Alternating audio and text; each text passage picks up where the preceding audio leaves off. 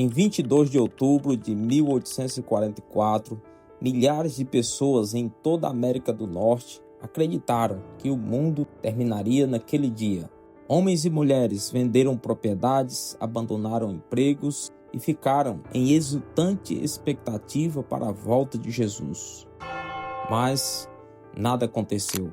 Esse evento ficou conhecido como o Grande Desapontamento, e dele nasceu um dos movimentos religiosos mais influentes da modernidade, o Adventismo.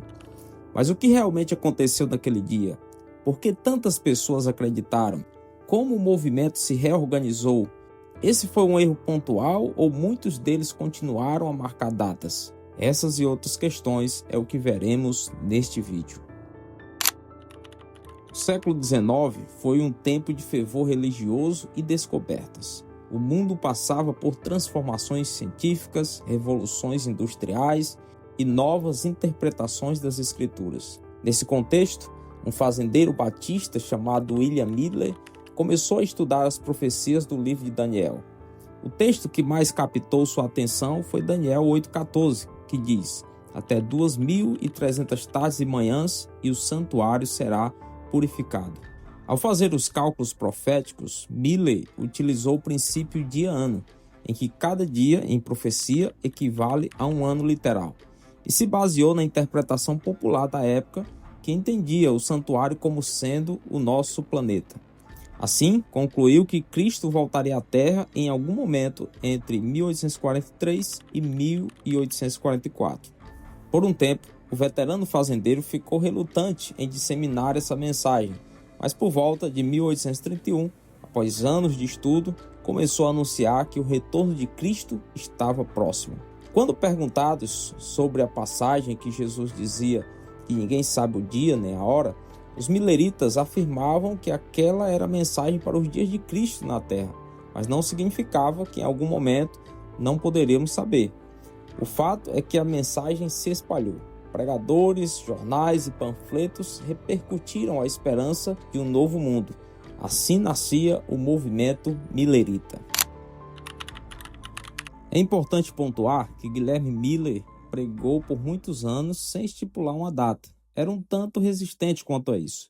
A data exata de 22 de outubro de 1844 foi proposta pelo pregador Samuel Snow, um dos seguidores do movimento milerita. Diferente de Guilherme Miller, que havia estimado um período amplo entre 1843 e 1844, Snow acreditava ter encontrado a chave precisa ao reinterpretar o calendário judaico.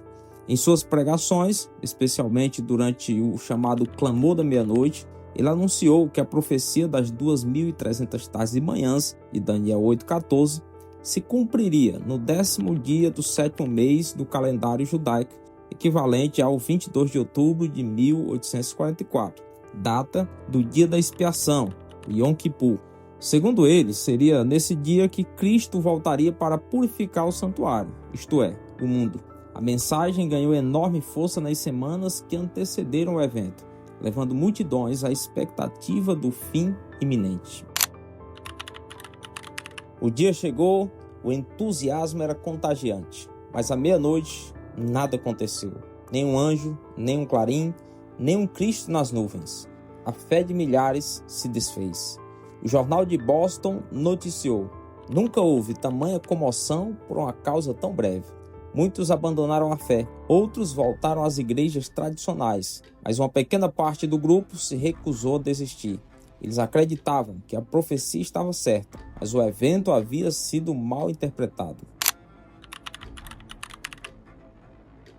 Entre os remanescentes surgiram novas interpretações. Um agricultor chamado Hiram Edson afirmou ter recebido uma visão. Segundo ele, Cristo não voltou à terra, mas passou do lugar santo para o lugar santíssimo do santuário celestial, para iniciar uma nova fase de juízo no céu. Essa ideia deu origem à doutrina do juízo investigativo, um dos pilares da futura Igreja Adventista do Sétimo Dia. Nos anos que se seguiram a 1844, e sob a forte liderança de José Bates, Tiago e Ellen White, o movimento se reorganizou em torno de algumas crenças fundamentais. O espírito de profecia manifestado por meio de Ellen White, o sábado como selo de Deus e sinal escatológico, e a doutrina do juízo investigativo, que por sua vez estava ligado à crença da porta da graça fechada e o retorno iminente de Cristo. A doutrina da porta fechada. Após a decepção de 22 de outubro de 1844, o pequeno grupo milerita, gradativamente denominado de Adventistas Sabatistas, não aceitava que todo o movimento tivesse sido um engano. Surgiu então o que muitos chamariam posteriormente a doutrina da porta fechada, uma interpretação teológica segundo a qual, naquele dia, a porta da graça teria se fechado para o mundo, assim como a porta da arca se fechara nos dias de Noé. Essa crença, baseada principalmente em Mateus 25:10, afirmava que o tempo de salvação havia terminado e que apenas os que haviam crido na mensagem do advento ainda poderiam ser salvos. Por um breve período, muitos seguidores, inclusive alguns pioneiros que fundariam mais tarde a Igreja Adventista do Sétimo Dia, aceitaram essa ideia como explicação para o desapontamento. No entanto, à medida que novas experiências espirituais e interpretações surgiam, especialmente com o ministério de Ellen White e o entendimento do santuário celestial, essa doutrina foi gradualmente abandonada. O movimento então passou a ensinar que a porta fechada não era a da graça, mas sim a da transição entre fases do ministério de Cristo no céu, marcando o início do juízo investigativo e não o fim da salvação humana. Mas uma grande questão permanece. Teriam os adventistas cometido um erro pontual de interpretação profética ou novas datas foram marcadas após o grande desapontamento? É o que falaremos em seguida.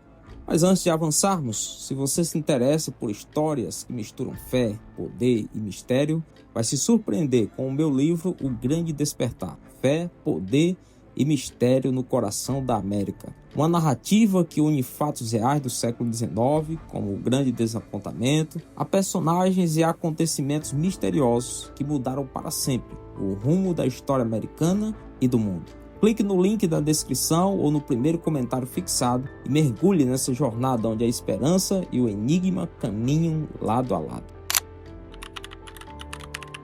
Um fato curioso, porém pouco comentado no meio adventista, é que a marcação de datas não foi um erro de interpretação pontual, limitando-se apenas a 22 de outubro de 1844. Todavia, outras datas continuaram sendo propostas mesmo após a grande decepção. Encontramos uma evidência disso em muitos registros históricos, bem como nas próprias palavras de Tiago White no jornal The Present Truth de maio de 1850. Abre aspas. Sabe-se que muitos estavam esperando a vinda do Senhor no 7º mês de 1845. Acreditávamos piamente que Cristo viria então. Talvez a marcação de data mais famosa após 1844 e muito explorada pelos críticos do Adventismo foi a teoria dos 7 anos, de José Bates. Após o grande desapontamento, José Bates, um dos principais líderes do movimento sabatista, que mais tarde se uniria a Tiago e Ellen White, apresentou o que ficou conhecida como a teoria dos 7 anos. Numa publicação datada de janeiro de 1850, Bates propôs que o período de 1844 a 1851 representaria uma fase especial do plano de Deus, um intervalo de 7 anos durante o qual Cristo estaria concluindo sua obra no lugar santíssimo do santuário celestial, antes de retornar à terra. Bates acreditava que no fim desses 7 anos, a redenção seria completada e o povo fiel seria transladado. Muitos dos primeiros adventistas aceitaram essa ideia por um tempo, associando-a ao início do juízo investigativo e à porta fechada para os incrédulos. Contudo, à medida que o movimento amadureceu e novas experiências surgiram, inclusive as visões de Ellen White, essa teoria foi abandonada. Os críticos também usam muitas declarações de Ellen White, endossando a teoria de Bates, mas essa é uma longa história e podemos tratar no outro vídeo do canal. O fato é que só em agosto de 1851 aparece uma publicação oficial com a declaração de Ellen White dizendo, abre aspas, que o tempo nunca mais seria uma prova para o povo de Deus. Isso mudaria tudo. A partir de então, o movimento entrou numa nova era de ressignificação e expansão. O próprio grupo reconheceu que a missão da igreja era continuar pregando o evangelho ao mundo e não esperar passivamente o fim num prazo definido. Finalmente, A história do cristianismo está repleta de tentativas de prever o fim, de monges medievais a evangelistas modernos. A marcação de datas sempre fascinou o ser humano.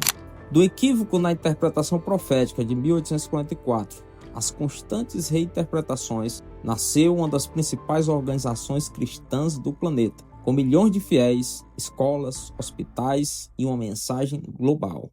O grande desapontamento não foi o fim, foi o começo de uma nova interpretação do tempo, da fé e da esperança. Se você gosta de vídeos que unem história, teologia e mistério, inscreva-se no canal, ative o sininho e deixe seu comentário. Te vejo no próximo vídeo.